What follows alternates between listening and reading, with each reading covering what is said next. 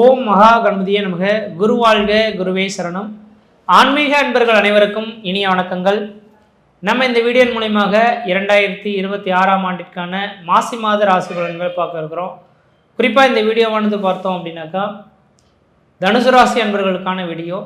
இந்த தனுசு ராசி அன்பர்களுக்கு மாசி மாத கிரகங்களை ஆராயும்போது வருகின்ற 2026ஆம் ஆண்டு பிப்ரவரி மாதம் 13ஆம் தேதியிலிருந்து 2026 மார்ச் மாதம் 14ஆம் தேதி இந்த இடைப்பட்ட காலகட்டத்தில் நடக்கக்கூடிய நிகழ்வுகளை மாசி மாத பலன்களாக உங்களுக்கு கொடுக்க விரும்புகிறேன். அதில் இந்த மாத காலகட்டத்தில் உங்களோட ராசிநாதன் சொல்லக்கூடிய குரு பகவான் ராசிக்கு 7ஆம் இடத்துலேருந்து உங்கள் ராசியை பார்த்து கொண்டிருக்கக்கூடிய ஒரு மாத காலகட்டமாக இந்த மாதம் உதயமாகுது. இந்த மாத காலகட்டம் மட்டும் கிடையாதுங்க. 2026 ஜூன் மாதம் 1ஆம் தேதி காலகட்டம் வரலும் உங்களோட ராசிநாதன் உங்களுடைய ராசியை பார்க்க இருக்கிறார். இது ஒரு மிகப்பெரிய அதிர்ஷ்டகரமான ஒரு காலகட்டம்னா இந்த காலகட்டங்கள் அப்படின்றீங்க. இதை மாதிரியான ஒரு சில காலகட்டங்கள் எப்பொழுது திரும்ப கிடைக்குன்னா இன்னொரு 12 வருடத்துக்கு பிறகு தான் இந்த யோகங்கள் உங்களால் அனுபவிக்க முடியும். அதனால் என்னோடய வீடியோ தொகுப்பை பார்க்கக்கூடிய நபர்களாக இருந்தால் தெளிவாக சொல்லிகிட்டே வந்துட்டுருக்கேன். தெளிவாக சொல்ல வர பாருங்க, இந்த தனுசு ராசி அன்பர்களுக்கு ஒரு மிகப்பெரிய ஒரு சோதனைகள் நீங்கி சாதனைகள் படைக்கக்கூடிய ஒரு காலகட்டம்னா இந்த நேர காலகட்டம் தான். கடந்த 7 வருட காலகட்டங்கள் உங்களோட கஷ்டங்கள் எல்லாம் சொல்லி மாளாது. பல்வேறுபட்ட கஷ்டங்கள், குடும்பத்தில் கஷ்டம், நஷ்டம், வம்பு, வழக்கு, சண்டை, சச்சரவு, கோர்ட்டு கேஷு, மன நிம்மதி குறையுது, பொருளாதார நெருக்கடிகள், கடன் சொல்லக்கூடிய அமைப்புகள், சொந்த பந்தத்தினால பிரச்சனைகள், முக்கியமாக தொழில் தடை, தொழில் மூலிமா லாபங்கள் குறைந்து போகிறது, தொழிலே இல்லாமல் சன்னியாசி வாழ்க்கையை வாழ்கிறதுன்ற மாதிரி பல்வேறுபட்ட கஷ்டங்களை சந்தித்து உங்களுக்கு இந்த 2026ஆம் ஆண்டிலிருந்து ஒரு விடிவு காலம் பிறந்துருச்சுன்றதை மட்டும் தெளிவாக எடுத்துக்கோங்க. இந்த தனுசு ராசி அன்பர்கள் இந்த நேர காலகட்டத்தில் தொட்டதெல்லாம் பொண்ணாகக்கூடிய காலகட்டம். நான் என்ன நினச்சேனோ அது எல்லாமே நிராகரிப்பு போயிடுச்சு, பிரச்சனைகள் வந்துருச்சுன்னு ஏங்கி தவித்தவங்களுக்கு இந்த வருடம் 2026ஆம் ஆண்டிலிருந்து பட்டமரம் துளிர்கிற மாதிரி படிப்படியாக ஒரு வளர்ச்சிகளை காணக்கூடிய ஒரு ஆண்டாக இந்த ஆண்டானது உதயமாக போகுதுங்க. அதில் முக்கியமாக உங்களோட ராசிநாதனே ராசிக்கு 7ஆம் இடத்துலேருந்து குரு பகவான் பார்வை படம் பெறதுனால நீங்கள் எது செய்தாலும் தொட்டதெல்லாம் தொடங்கக்கூடிய காலகட்டங்கள், நினைச்சதெல்லாம் சாதனை பண்ணக்கூடிய காலகட்டங்கள், குடும்பத்தில் ஒரு சுப நிகழ்வுகள் செய்வதற்கும், சுபகாரியங்கள் செய்வதற்கும், அழியா சொத்துக்கள் வாங்குவதற்கும், வீடு மனை வாசல் வாங்கி கட்டுவதற்கும், குடிபெயர்த்துக்கும், குலதெய்வத்துக்கு செய்ய வேண்டிய சடங்குகள் செய்கிறதுக்கும் ஒரு உன்னதமான காலகட்டமாக இந்த தனுசு ராசி என்பவர்களுக்கு உதயமாகுது. அதனால் இந்த மாத காலகட்டத்தில் நீங்கள் எது செய்தாலும் அது மிகப்பெரிய அதிர்ஷ்டத்தையும் மன நிம்மதியும் மன சந்தோஷத்தையும் ஏற்படுத்தக்கூடிய ஒரு காலகட்டமாக இருக்குங்க. இதுக்கு முன்பாக ஏதாவது ஒரு சில விஷயங்கள் செய்யணுன்னாக்கா செய்யலாமா, ஏதாவது பிரச்சனை ஆகிடுமான்ற பய உணர்வுகள் இருக்கும். இதுக்கு காரணம் கடந்த 7 வருட காலமாக புதுசாக தொழில் தொடங்கி உத்தியோகம் பார்த்து எல்லாம் இழப்புகள், ஏமாற்றத்தை சந்தித்து கையில் உள்ளதெல்லாம் இழந்துட்டு இதனால் வரலாம் சம்பாரிச்சதெல்லாம் இழந்துட்டு தனிமரம் போல உங்களுக்கு ஒரு பய உணர்வுகள் இருக்கும். அதனால் இந்த பய உணர்வுகளை தூக்கி போட்டுடுங்க.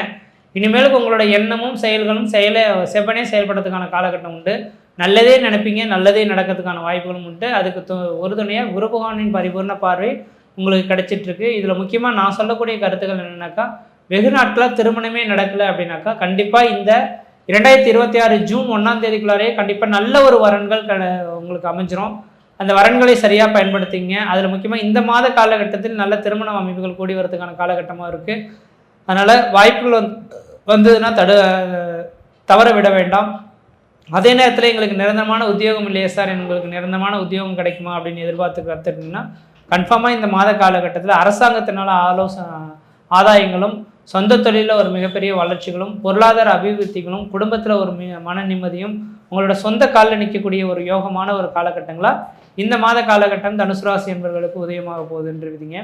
அடுத்து 5ஆம் அதிபதி குடும்பஸ்தானத்தில் இருக்கிறதுனால தந்தை வழி, பாட்டன் வழி, முப்பாட்டன் வழி சொத்துக்களில் பிரச்சனைகளாகவே இருந்தது சார், இது தீர்வுக்கே வரல, கோர்ட்டு கேஸ் லெவலுக்கு போயிடுச்சு, இதெல்லாம் இப்போ தீர்வுக்கு வருமானா கண்டிப்பாக இந்த மாத காலகட்டத்தில் தீர்வுக்கு வரதுக்கான காலகட்டங்களாக உதயமாக போகுது அப்படின்றீங்க. அது முக்கியமாக வருகின்ற பிப்ரவரி 13 தேதியிலேருந்து பிப்ரவரி 23 தேதிக்குள்ளாரே முதல் 10 நாட்கள்லேயே 5ஆம் அதிபதி உச்சபலம் பெறதுனால குலதெய்வத்தின் பரிபூர்ண பார்வையும் குடும்பத்தின் ஒரு அனுகிரகமான ஒரு சூழலும் ஏற்படுறதுனால உங்களுக்கு எல்லாமே சாதகமாக நடக்கிறதுக்கான ஒரு வாய்ப்புகள் இருந்துகிட்ருக்கு. குழந்தை பேர் இல்லாதவர்களும் குழந்தை தரிக்கக்கூடிய காலகட்டமாகவும் இந்த மாசி மாதமானது உங்களுக்கு இருக்க போகுது அப்படின்றீங்க. அடுத்ததாக பார்த்தோம் அப்படின்னாக்கா, உங்களுக்கு தனாதிபதி சுகஸ்தானத்தில் போய் உட்காந்துருக்கனால கண்டிப்பாக 2028ஆம் ஆண்டுக்குள்ளார உங்களுக்கு நிரந்தரமான ஒரு வீடு ஒன்று அமைய போகுதுங்க. இந்த தனுசு ராசி என்பவர்களுக்கு உங்களோட கனவுகளே எனக்குன்ற ஒரு நிரந்தரமான வேலை, நிரந்தரமான வீடு, இது ரெண்டும் கிடைக்குமா அப்படின்னு நினைக்கக்கூடிய நபர்களுக்கு கண்டிப்பாக நிரந்தரமான வேலை வாய்ப்பும் நிரந்தரமான வீடும் அமையறதுக்கான வாய்ப்பு உண்டு. இந்த மாத காலகட்டத்தில் ஏதாவது வீடு மனை வாசல் வாங்கணும் கட்டணும்னு நினச்சிங்கனாக்கா இந்த மாதத்தில் வரக்கூடிய வாஸ்து நாளன்று வாஸ்து பூஜை போட்டுட்டு நீங்கள் வீடை ஸ்டார்ட் பண்ணிங்கன்னா அடுத்த ஒரு வருடத்திலேயே கட்டி முடிக்கிறதுக்கான ஒரு வாய்ப்புகளும் மிகவும் பிரகாசமாக இருந்துட்டு இருக்கிறத பார்க்க முடியுதுங்க. ஆனால் அதே வேளையில் 9ஆம் அதிபதி ராகுவுடன் தொடர்பு பெறக்கூடாது. 9ஆம் இடத்தில் கேது பகவான் நின்று 9ஆம் அதிபதினு சொல்லக்கூடிய இந்த சூரிய பகவான் ராகுவுடன் 3ஆம் இடத்தில் தொடர்பு பெறதுனால தந்தைக்கு கொஞ்சம் ஒரு ஆகாத ஒரு நேர காலகட்டங்களாக இருக்குது. தனுசு ராசி அன்பர்களின் தந்தைகளுக்கு இந்த நேர காலகட்டங்கள், அதுவும் இந்த ஒரு மாத காலகட்டம் மட்டும் ரொம்ப ரொம்ப எச்சரிக்கையாக இருக்க சொல்லுங்கள். வண்டி வாகனத்தில் கவனமாக போயிட்டு கவனமாக வர சொல்லுங்கள். முக்கியமாக பயணங்கள் மிக கவனமாகவே இருந்தாலே போதுமானது. இப்போ பேசக்கூடிய விஷயங்களும் கொஞ்சம் கவனமாக நாவடக்கம் பற்றி பேசுவது ஓரளவுக்கு நல்லாயிருக்கும். மற்றதெல்லாம் இந்த ஜாதத்தினால யாருக்கும் எல்லோருக்கும் தோஷங்கள் கிடையாது, சீர சிறப்புமாக இருப்பீங்க. இந்த தனுசு ராசி என்பவர்களுக்கு இன்றைய தேதியிலேருந்து உங்களுக்கு யோகம் தொடர ஆரம்பிச்சிச்சு. சரியான விதத்தில் பயன்படுங்க. உங்களோட குலதெய்வ வழிபாடுகளை மேற்கொள்வதன் மூலமாக இந்த மாத காலகட்டம் உங்களுக்கு சாதகமான அமைப்புகளை பெற்றுத்தரணும் விதிங்க. மற்ற விதத்தில் இந்த தோஷங்கள் பாதிப்பு கிடையாது, சீரும் சிறப்புமாக இருப்பீங்க, நலமாக இருப்பீங்க. நன்றி, வணக்கம். தனுசு ராசி நேயர்களே, தனுசு ராசியில் பிறந்த உங்களுக்கு இந்த மாசி மாதம் எந்த மாதிரியான ஒரு மாற்றங்களை கொடுக்க போறார் அப்படின்னு பார்த்தீங்கன்னா, காலச்சக்கரத்தின் 9வது ராசின்னு சொல்லக்கூடிய தனுசு ராசியில் பிறந்த உங்களுக்கு இந்த மாசி மாதம் அற்புதமா இருக்குன்னு சொல்றதுல கண்டிப்பா மாற்றமே இல்லை. ஏங்க அற்புதமா இருக்குன்னு சொல்றீங்க? சொல்லும் போதெல்லாம் நல்லதா இருக்குன்னு சொல்றாங்க, ஆனா எங்களுக்கு நல்லா இல்லைங்களே அப்படின்ற ஒரு கேள்வி கண்டிப்பா உங்க மனசுல இருக்கதான் செய்யும், இல்லைங்களா? ஆனா ஒரு விஷயம் புரிஞ்சுக்கோங்க, இந்த மாசத்திலிருந்து உங்களுக்கு நல்லா இருக்கும், குறிப்பா இந்த மாசம் நல்லா இருக்குன்னு சொல்றது இல்ல. ஆதாரம் என்ன சார் அப்படின்னு நீங்க கேட்டீங்கன்னா, உங்க ராசியாதிபதி யாருன்னு பார்த்தா குரு பகவான், இல்லைங்களா? அதாவது நவகிரகத்திலேயே சுப கிரகம் யாருன்னா குரு தான். குரு கொடுப்பார், எவர் தடுப்பார். குரு பார்வைப்பட்டால் கோடி நன்மை. அப்போ உங்க ராசியாதிபதி வக்கரத்துல இருந்து வந்தார் இல்லையா, கிட்டத்தட்ட ஒரு 2.5 மாத காலமா. அந்த குரு வக்கரம் இந்த மாதத்துல நிவர்த்தி அடைகிறார். அது முதல்ல தெரிஞ்சுக்கோங்க. ஏன்னா உங்க ராசிக்குன்றது குரு பகவான் அதிபதியா இருந்தாலும் அவர் முன்னாடி வரும்போது உங்களுக்கு நல்ல பலன்களை கொடுத்துக்கிட்டு இருந்தார். குரு பகவான் என்னைக்கு வக்கரத்துல போனாரோ ஒரு 2.5 மாசம் கணக்கு வச்சுக்கோங்க. அதுல இருந்து நிறைய போராட்டம், தொழில் வளர்ச்சி இல்லாம, கடன் பிரச்சனை ஒரு பக்கம், நம்பி வர காரியங்கள் நடக்காம தடையை பெண்டிங்கில் ஆகி நிற்கிறது, வரவேண்டி பணம் வராம, படிப்புல வளர்ச்சி இல்லாம, தொழில முன்னேற்றம் இல்லாம, மொத்தத்துல பார்த்தா நிம்மதி இல்லாத வாழ்க்கை. ஏன்னா இந்த ஒரு 2 மாசம் டு ஒரு 2.5 மாசத்துல நிறைய போராட்டம். ஏன்னா உங்க ராசி அதிபதி வக்கரத்துல போயிட்டாரு, செயல் இழந்துட்டாரு. அதனாலதான் உங்களுக்கு நல்லா இல்லாம இருந்தது. அப்ப அதாவது குரு பகவான் ஆங்கிலத்துக்கு சொல்லணும்னா மார்ச் மாதம் 11ஆம் தேதி அன்னைக்கு, அதாவது தமிழுக்கு சொல்லணும்னா மாசி மாதம் 27ஆம் தேதி அன்னைக்கு குரு பகவான் வக்கரம் நிவர்த்தி ஆகிறாரு. இதுக்கு மேல உங்களுக்கு பொண்ணும் பொருளும் பேரும் புகழும் கண்டிப்பா கொடுத்துட்டே இருப்பார், சரிங்களா? ஏன்னா வக்கரத்துல போனதுனாலதான் நான் சொன்ன மாதிரி 4 விஷயம் தடை. முதல்ல தொழில்ல முன்னேற்றம் இல்லை, தொழில் தடை, அதாவது உடல் உபாதிகள், தேவையில்லாத அலைச்சல். அதே மாதிரி பார்த்துட்டுனா எதுவுமே எந்த சுபகாரியமே பண்ண முடியாம கிணத்துல போட்ட கல்லு மாதிரி இருந்தது. இது எல்லாமே மாறப்போகுது, சரிங்களா? இந்த மாசம் மாசி மாசம் 27ஆம் தேதி குரு பகவான் வக்ர நிவர்த்தி ஆகிறாரு. கண்டிப்பா உங்களுக்கு இந்த மாசம் நல்லா இருக்கும், ஒன்னாச்சுங்களா? அடுத்தது பாத்தீங்க அப்படின்னா, குரு 7ஆம் இடத்துல இருக்கிறார், கலஸ்திர குருவா உங்களுக்கு இருக்கிறார். அதனால திருமணம் வரன் பார்க்கிற தனுசு ராசிக்காரங்களா இருந்தீங்கன்னா கண்டிப்பா இந்த மாசி மாசத்துல நீங்க வரன் கண்டிப்பா பார்க்கறத கொஞ்சம் முயற்சி பண்ணுங்க. அதாவது இன்னும் கொஞ்சம் அதிகப்படுத்துங்க, வேகத்தை அதிகப்படுத்துங்க. நிச்சயமா உங்களுக்கு அந்த வாய்ப்புகள் தேடி வரும். ஏன்னா இதுக்கு முன்னாடி நீங்க ஒரு பொண்ணு பார்த்துட்டு வந்திருப்பீங்க, உங்களை ஒரு மாப்பிள்ளை பார்த்துட்டு போயிருப்பாங்க. ஆனா உங்க நேரம் அவங்களுக்கு தான் நல்லது நடந்ததை தவிர, ஆனா அவங்க நேரம் உங்களுக்கு நல்லது நடக்கல, சரிங்களா? அதனால கலஸ்திர குருவா இருக்கிறதுனால திருமணத்துக்கு உண்டான முயற்சிகளை கொஞ்சம் வேகத்தை அதிகப்படுத்துங்க, கண்டிப்பா நடக்கும், சரிங்களா? 2வது பார்த்துட்டீங்க அப்படின்னா, உங்களுக்கு இப்ப குரு பகவான் 7ஆம் இடத்துல இப்ப வக்ர நிவர்த்தி ஆகிற காலத்துல இந்த அசையா சொத்துக்கள் பிரச்சனை இருக்கு பாத்தீங்களா, அதை எல்லாமே மாறுறதுக்கு வாய்ப்பு உண்டு. அசையும் சொத்துன்றதை விட அசையா சொத்துக்களுடைய பிரச்சனை சால்வ் ஆகிறதுக்கு வாய்ப்பு உண்டு, சரிங்களா? நான் இடம் வாங்கியிருக்கிறேங்க, ஆனா கிரையம் பண்ண முடியல, கிரையும் பண்ணிட்டேன், அதுல வெள்ளங்கும் இருக்குதுன்னு சொல்றாங்க. இதனால மன உளைச்சல், கடன் வாங்கிட்டேன் கட்ட முடியல, தொழில் இருக்குது ஆனா 4 காசு வருமானம் இல்லை, வருமானம் வருது ஆனா நிம்மதி இல்லை, மொத்தத்துல கிணத்துல போட்ட கல்லு மாதிரி கிடக்குற இந்த மாதிரி குழப்பத்துல இருக்கிறவங்களுக்கு எல்லாமே கண்டிப்பா இந்த மாசம் உங்களுக்கு நல்லா இருக்கும். நீங்க பயப்படவே வேண்டாம். சரிங்களா? அதனால எனக்கு தெரிஞ்சது என்னன்னா, கண்டிப்பா உங்களோட ராசியாதிபதி வக்ர நிவர்த்தி ஆகக்கூடிய காலம் நிச்சயமா உங்களுக்கு நல்லா தான் இருக்கும். சரிங்களா? அடுத்தது பார்த்தீங்கன்னா உங்களுக்கு சனி வந்து 4ஆம் இடத்துல இருக்கிறாரு. 4ஆம் இடத்துல சனி இருக்கிறாரு. சனி வந்து உங்க ராசி 10ஆம் இடமா பார்க்கிறாரு. அதனால அர்த்தாஷ்டம சனி உங்களுக்குன்னு சொல்லுவாங்க. சரிங்களா? அப்ப அர்த்தாஷ்டம சனி இருந்தாலும் மற்ற கிரகங்கள் வந்து இடையில மாறுது. ஆனா சனி பகவான் அப்படி மாற மாட்டாரு. 2.5 வருஷத்துக்கு ஒரு தடவை தான் மாறுவாரு. அதனால சனியுடைய தாக்கம் இருக்கிறது கண்டிப்பா இருக்கும், குறையவும் குறையாது, பெருசாவும் நல்ல வளர்ச்சி கொடுக்க மாட்டாரு. அதனால அர்த்தாஷ்டம சனி இருந்து சனி உங்க ராசி 10ஆம் இடமா பார்க்கறதுனால பணம் விஷயத்துல, டாக்குமெண்ட் விஷயத்துல, பேங்க் விஷயத்துல, மெயினா குடுக்கல் வாங்கல மட்டும் கொஞ்சம் கவனமா இருங்க. சரிங்களா? அதே அடுத்தது பார்த்துட்டீங்கன்னா உங்களுக்கு செவ்வாய் 2ஆம் இடத்துல இருக்கிறாரு. பொதுவாக செவ்வாய் பகவான் உங்களுக்கு 2ஆம் இடத்துல இருக்கிறதுனால, அதாவது உங்களுக்கு 100% செவ்வாய்னா மங்களக்காரகன். செவ்வாய் 2ல இருக்கும்போது பொதுவாக என்ன பண்ணுவார் அப்படின்னா, குழப்பத்தை சார்ந்த மாற்றங்கள், அதாவது இது நடக்குமா, இது வருமா, இது கிடைக்குமா, இது பண்ணலாமா வேண்டாமா, இந்த மாதிரி கேள்விகளும் இருக்கும். அதே சமயத்தில் வந்து பார்த்துட்டீங்கன்னா ஏதோ ஒரு வகையில் அதனோட வேலைகளும் செய்துட்டே இருப்பார். அதனால என்ன அப்படின்னா, செவ்வாய் பகவான் உங்களுக்கு 11ஆம் தேதி வரைக்கும் தான் உங்களுக்கு இந்த மாதிரி குழப்பத்திலேயே இருக்கும். ஏன்னா 11ஆம் தேதிக்கு மேலே பார்த்தீங்கன்னா உங்களுக்கு 2ஆம் இடத்துல இருக்கக்கூடிய செவ்வாய் 3ஆம் இடம் தைரிய ஸ்தானத்துக்கு போறாரு, மகரத்திலிருந்து கும்பத்துக்கு போறாரு. அதனால பார்த்தீங்கன்னா 11ஆம் தேதிக்கு மேலே உங்களுக்கு இந்த கேள்வி எல்லாம் கண்டிப்பா இருக்காது. கிட்டத்தட்ட மற்றவங்க வாங்கி கெட்ட பேர் வாங்கினாங்கன்னா நீங்க கொடுத்து கொடுத்து கெட்ட பேர் வாங்கியிருப்பீங்க. அந்த காலமெல்லாம் உங்களுக்கு மாறி போச்சு. நிச்சயமா உங்களுக்கு 11ஆம் தேதிக்கு மேல கண்டிப்பா உங்களோட மைண்டு வேலை செய்யும், ஃப்ரெஷ்ஷாக இருப்பீங்க. ஆனால் இப்போ என்ன நீங்க யோசனை பண்ணாலும் உங்களோட மைண்டு குழப்பத்திலே தான் இருக்கும். ஏதோ ஒரு வகையில் ஒரு பறி கொடுத்த மாதிரியே, இன்னைக்கு ஒரு இடத்துல 10 லட்ச ரூபா கட்டியே ஆகணும் அப்படின்ற ஒரு சூழ்நிலையில் இருந்தால் என்ன ஒரு பதட்டம் இருக்கும், அந்த மாதிரி கண்டிப்பா இருக்கும். இருந்தாலும் நீங்க பயப்பட வேண்டாம். எனக்கு தெரிஞ்சு 11ஆம் தேதிக்கு மேல உங்களுக்கு இந்த பதட்டங்கள் கண்டிப்பா இருக்காது, நீங்க பயப்பட வேண்டாம். அடுத்தபடி பார்த்தீங்க அப்படின்னா உங்களுக்கு சுக்கிரன் 3ஆம் இடத்தில் இருக்கிறார், சூரியன் 3ஆம் இடத்தில் இருக்கிறார், புதன் 3ஆம் இடத்தில் இருக்கிறார். ஆக மொத்தம் பார்த்தீங்கன்னா சூரியன், சுக்கிரன், புதன் இந்த 3 கிரகமும் தைரிய ஸ்தானத்தில் இருக்கிறது மட்டும் இல்லாம ராகுவோட இணைஞ்சிருக்கக்கூடிய காலம் இருக்கு பாத்தீங்களா, அதுதான் உங்களுக்கு ஒரு அற்புதமான காலம். அப்ப 3ஆம் இடத்துல குறிப்பா தைரிய ஸ்தானத்துல சூரியனை புதனை பார்க்கிறாரு.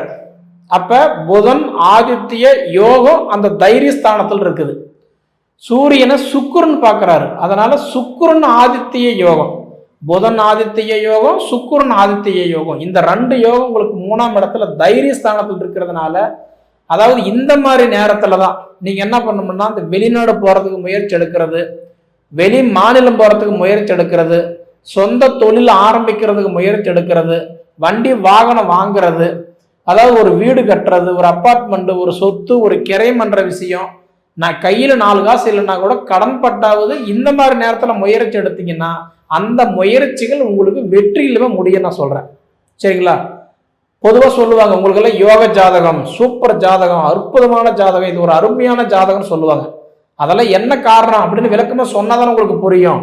அதுதான் உங்களுக்கு புதன் ஆதித்ய யோகம், சுக்கிரன் ஆதித்ய யோகம், இந்த 2 யோகமும் தைரிய ஸ்தானத்தில் இருக்கிறதுனால உங்களுக்கு யாராவது ஒரு பெரிய, அதாவது அரசியல்வாதியுடைய ஒரு நட்பு கிடைக்கலாம், அதாவது அதிகாரிகளுடைய தொடர்பு கிடைக்கலாம், விட்டு போன சொந்தம் உங்களுக்கு சப்போர்ட் பண்ணலாம், மனைவி வகையிலேயோ அம்மா வகையில சப்போர்ட் கிடைக்கலாம்.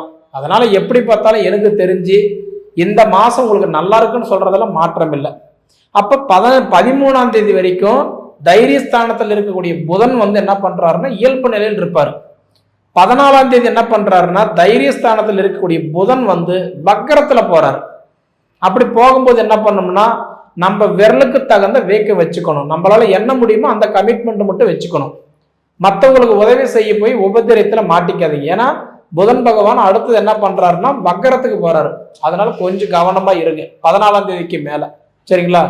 அதே மாதிரி 17ஆம் தேதிக்கு மேல பாத்தீங்க அப்படின்னா தைரியஸ்தானத்தில் இருக்கக்கூடிய சுக்கிரன் அடுத்தது வந்து பார்த்தீங்கன்னா 17ஆம் தேதி வந்து பார்த்தீங்கன்னா மீன ராசிக்கு போறாரு, சுகஸ்தானத்துக்கு போறாரு. சுகஸ்தானத்துக்கு போய் சுக்கிரன் போய் என்ன பண்றாரு அப்படின்னா, அதாவது உச்சம் அடைகிறார். உச்சம் அடையும் போது என்ன பண்ணுவார் அப்படின்னா, முதல்ல என்ன வாய்ப்பு கொடுப்பாரு அப்படின்னு பார்த்தீங்கன்னா, முதல்ல வந்து மனைவிக்கு நல்ல ஜாப்பு, நல்ல வேலை, அவங்களுக்கு முயற்சி எடுத்துட்டு இருந்த தடையை இருந்ததுன்னா இந்த மாதிரி நேரத்தில் அந்த தடைகள் எல்லாம் விலகும். அதனால மனைவிக்கு ஒரு நல்ல சப்போர்ட்டு, நல்ல ஒரு பலம் இருக்கும். அதே மாதிரி மனைவினால, அம்மானால ஒரு சப்போர்ட் எதிர்பார்த்துக்கிட்டு இருந்து அது நடக்கல, கிடைக்கல அப்படின்னா இந்த மாதிரி நேரத்தில் கண்டிப்பாக கிடைக்கும். ஏன்னா சுக்கிரன் போய் வந்து அவர் வந்து உச்சம் அடைகிறார். உச்சம்னா அதிர்ஷ்டம், நல்லது நடக்கும். அதனால எனக்கு தெரிஞ்சு எப்படி பார்த்தாலும் நல்ல ஒரு வாய்ப்பு இருக்குது. ஏன்னா குருவும் 7ஆம் இடத்துல இருந்து சப்போர்ட் பண்றாரு, அதாவது சனி பகவான் 4ஆம் இடத்துல இருந்து சப்போர்ட் பண்றாரு. கிட்டத்தட்ட இந்த வாய்ப்புகள் எல்லாமே முயற்சி எடுத்தீங்கன்னா அதுக்கு உண்டான பலன்களை கண்டிப்பா நீங்க பார்க்கலாம். சரிங்களா? அதாவது அதுக்கு தான் முன்னோர்கள் சொல்லுவாங்க, காய்ச்ச மரம் தான் கல்லடி போடுன்னு சொல்லுவாங்க. எதுக்கு? நம்ம வளரும் போதுதான் 4 பேர்த்தோட சொல்லடி நம்ம மேல விழுவோம். அந்த வளரக்கூடிய இடத்துக்கு நம்ம வந்துட்டோம். அதனால என்னன்றது ஒரு தடவை நம்ம ஜாதகம் மட்டும் நல்லா இருக்குதா அதை மட்டும் நீங்க பார்த்துக்கோங்க. அதுக்கு தகுந்த நீங்க ஒரு ஸ்டெப் எடுங்க, நிச்சயமா நமக்கு நல்லதே நடக்கும். சரிங்களா? சரி நேயர்களே, உங்க பொன்னான நேரத்தை ஒதுக்கி எவ்வளவு நேரம் என்னோட காணொலியை நீங்க முழுமையா பார்த்ததுக்கு மனசுல இருந்து கேட்டுக்கிறேனுங்க. நன்றி. அதாவது நான் ஏற்கனவே நிறைய சொல்லியிருக்கிறேன். தனுசுக்கும் துலாமுக்கும் நல்ல ரிலேட்டட், தனுசுக்கும் துலாமுக்கும் ரிலேட்டட். அன்பு, பாசம், நேசம், மதிப்பு, மரியாதை, வேகம், தாகம், கொஞ்சம் பிரஸ்டீஜ், உதவி உதவி உதவி என்று சொல்லக்கூடியவர் தான் தனுசு. உதவி என்று சொல்லக்கூடியவர் தான் தனுசு ராசிக்காரர். எந்த நேரத்திலும் சரி, விழித்தாலும் முழித்தாலும் பார்த்தாலும் பகைத்தாலும் யாராக இருந்தாலும் சரி, உதவின்னு கேட்டால் அவங்ககிட்ட போனால் கிடைக்குங்கிற நம்பிக்கை இருக்கக்கூடிய ராசி தான் தனுசு. எல்லாத்தையும் வாங்கிட்டேன், எல்லாத்தையும் வாங்கி வாங்கி வாங்கி வட்டி கட்டிட்டேன், எல்லாத்தையும் குடுக்கல் வாங்கிட்டேன், எல்லாத்தையும் வேறு விதமான போட்டு வேஸ்ட் பண்ணிட்டேன். புரியும் நேயர்களுக்கு. விபரீதமான முடிவு கூட எடுக்க போயிட்டோம், அப்படியெல்லாம் தோணும். ஆனால் இனி தோன்றதுக்கான வழி இல்லை.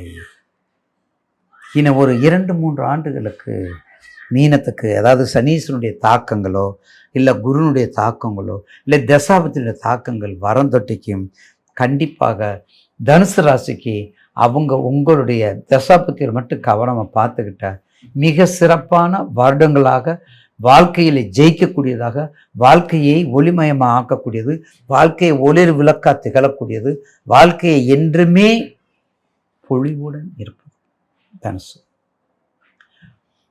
என்ன சப்போர்ட்டு? தசா புத்தி சப்போர்ட். என்ன சப்போர்ட்டு? உங்கள் தசா புத்தி சப்போர்ட். அப்போ தசா புத்தி மட்டும் கரெக்டாக இருந்தது, வெற்றி மேல் வெற்றி கனியை பறிக்கக்கூடிய நேரம் இந்த நேரம். அப்படிப்பட்ட தனுசு ராசி நேயர்களுக்கு உங்கள் தசா பற்றி பார்த்துக்கோங்க. உங்கள் வீட்டை, உங்கள் ஜாதகத்தில் எப்படி இருக்குன்னு பார்த்துக்கோங்க. உங்கள் வீட்டை தான் 7ஆம் பறையை பார்க்குறாரு, தான் வீட்டை பார்க்குறாரு. அப்போ தான் வீட்டை பார்க்கும்போது கண்டிப்பாக எந்த குறையும் கொடுக்க மாட்டான். தான் வீட்டை பார்க்கும்போது எந்த குறையும் கொடுக்க மாட்டான், தான் பிள்ளையை கெடுக்க மாட்டான். அப்போ குருச்சந்திர யோகம், திருமண யோகம், திருமண வைபவகம், மாங்கல்யங்கள், மாங்கல்யம் செய்வது, ஏர் உழுவது, ஏர் அடிப்பது, கதிர் அடிப்பது, விளைச்சல் போவது, வெளிநாடு வெளிநாடு வெளிநாடு, வெளிநாட்டு வாழ் இந்தியர், வெளிநாட்டுவார் இந்தியர், வெளிநாட்டுவார் சைனீஸ், வெளிநாட்டுவார் கனடியன், வெளிநாட்டுவார் ஜெர்மனிஸ், வெளிநாட்டுவார் சுவிட்சர்லாந்து, எவ்வளவு இருக்கு. 100% தனுசு ராசி due to abroad country, all the countries area, எல்லா ஏரியாவுக்கும் போகக்கூடிய ஒரே நபர் தனுசு. லாங்குவேஜ், டெஸ்டினேஷன், கேரக்டர், ஹெல்ப்ஃபுல், பார்த்தீங்களா? எல்லா வகையிலையும். இன்னொரு வகையும் இருக்குது, ப்ரெஸ்டீஜ். இவர் மாதிரி யாரும் பார்க்க முடியாது சார். வேலைக்காரனுக்கு கொஞ்சம் கனம் இருக்கும், அதனால தான் கொஞ்சம் ப்ரெஸ்டீஜ் இப்படியெல்லாம் இருக்கும். பட்டமளிப்பு, ஆன்மீகம், அறக்கட்டளை, பதிவு, register, high society of the educational, IIT, MIT, MMA, இந்த மாதிரி பெரிய பெரிய படிப்புகள், அரசியல், தத்துவ ஞானி, அம்பாஸ்டர், வெளிநாடு, சுப்ரீம் கோர்ட்டு ஜட்ஜஸ்ஸு, சூப்பரண்டா போலீஸு, பார்த்தீங்களா, பெரிய பெரிய யோக நிலை, பெரிய பெரிய பிஸ்னஸ், தொழிலதிபர் இப்படியெல்லாம் செஞ்சு இப்படியெல்லாம் கேட்டகரி, இந்த கேட்டகரிக்கெல்லாம் வரக்கூடிய முதல் ரேங்கில் இருக்கக்கூடியவங்க தனுசு. பேச்சாற்றல், பேச்சாற்றல், வீரமாற்றல், ஒரு செயலை செய்வது, எல்லா வகையிலையும் சிறப்பிப்பது இருந்தால் நிச்சயமாக அவருக்கு மிக அற்புதமான யோக பலன் உண்டு தனுசுக்கு. அதில் மாற்றுக்கருத்தில். ஏன்னா தனுசுங்கிறது கோதண்ட ராசி தனுசு. அப்போ ரொம்ப எச்சரிக்கையாக இருக்கணும். இந்த பகை கடிதல், பகை மட்டும் இருக்கக்கூடாது. இந்த தனுசுக்கு பகை மட்டும் தனுசுக்கு இருக்கக்கூடாது. பகை இல்லை, நீங்கள் எங்கேயோ போயிடுவீங்க, எங்கெங்கெல்லாம் போயிடலாம். அதாவது கற்றோருக்கு சென்றமெல்லாம் சிறப்புங்கிற வார்த்தைக்கு அதிபதி தனுசு. ஒழுக்கம், உயர்வு, பண்பாளர், சீராளர், அடுத்து உதவி பண்ணக்கூடியவர், அதாவது அரசியல், சாசனம், நிர்வாகம், ஆடிட்டிங், ஐஆர்எஸ், ஐபிஎஸ் எல்லா வகையிலையும் சிறப்பு. கேட்ரிங் நெருப்பு கிரகம்ல, கேட்ரிங் எல்லா வகையிலும் பண்ணிட்டு வந்தால் இந்த மாதத்தை நீங்கள் மாதத்தை ஒரு மகத்தான மாதமாக மாறும்.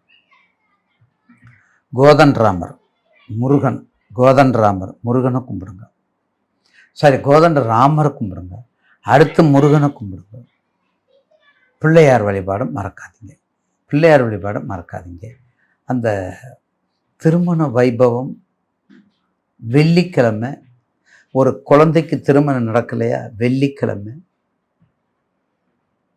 10 பண்ணுற காலத்தில் ஒரு சிகப்பு வஸ்திரம் எடுத்து கொடுத்து ஒரு 16 விளக்கு போட்டு, இல்லை 21 பந்தி, 61 விளக்கு, 21 பந்தி, 21 தலைமுறை, 61 பந்தி, 21 தலைமுறை 61 பந்தி எடுத்து கொடுத்து பிரதர்சனம் சுற்றி 2 தாமரைப்பூ வச்சு கொஞ்சம் நெய் தீபம் ஏற்றி குங்குமத்தில் அர்ச்சனை பண்ணி வெள்ளிக்கிழமை 9 வெள்ளிக்கிழமை வாங்க,